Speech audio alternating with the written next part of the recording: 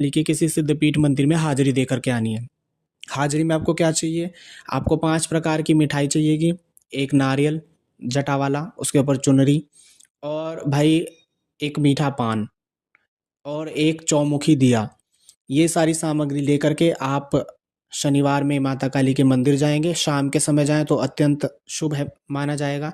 माँ के मंदिर में जाएँ, माँ से प्रार्थना करें कि हे भगवती आप म मैं जन कल्याण के लिए आपकी सवारी चाहता हूँ, आपकी सवारी मुझे प्रदान करें कि मैं लोगों का भला करूँ, उसके वचन सच्चे हों, लोगों का भला हो, मेरा मार्गदर्शन करें माँ, आप मेरे साथ मेरे घर चलें, परंतु कोई नकारात्मक शक्ति मेरे साथ ना जाने पाए। इस तरीके से आप माँ से प्रार्थना करेंगे और फिर आप माँ को वो प्रसाद और दिया जला कर के आप अपने घर वापस आ जाएँगे।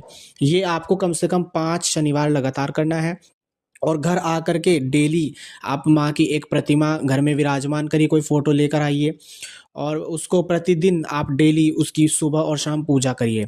अगर आपके घर में पहले से ही माता की पूजा होती है, सात्विक रूप में होती है या तामसिक रूप में होती है, तो अगर देखिए अगर सात्विक रूप में है तो आप तिलों के तेल या घी का माँ को दिया लगाएँगे सुबह और शाम।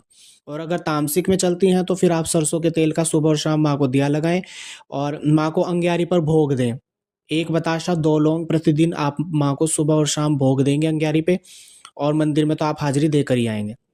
ठीक है? आप उसके बाद आप जो है माँ माँ के किसी स्रोत का पाठ करें, चालीसा का पाठ करें, कवच का पाठ करें या काली सहस्त्रनाम स्तोत्रम का पाठ करें। प्रतिदिन ये करें और माँ के भजन अवश्य ही सुनें। 1 भजन, 2 भजन आप अवश्य ही सुनें क्योंकि भजन के माध्यम से सवारी का वेग आपके शरीर में ऊर्जा समाती है। उस तरीके से आप धीरे-धीरे आपकी सवारी बनना शुरू हो जाएगी। लेकिन अगर आपका भाव अच्छा है तभी आपको माँ की सवारी प्राप्त होगी। अगर आप गलत करना चाहते हैं, बुरा करना चाहते हैं या फिर भाई आप केवल दिखावा करने के लिए करना चाहते हैं तो ऐसा फिर आपको सवारी प्राप्त नहीं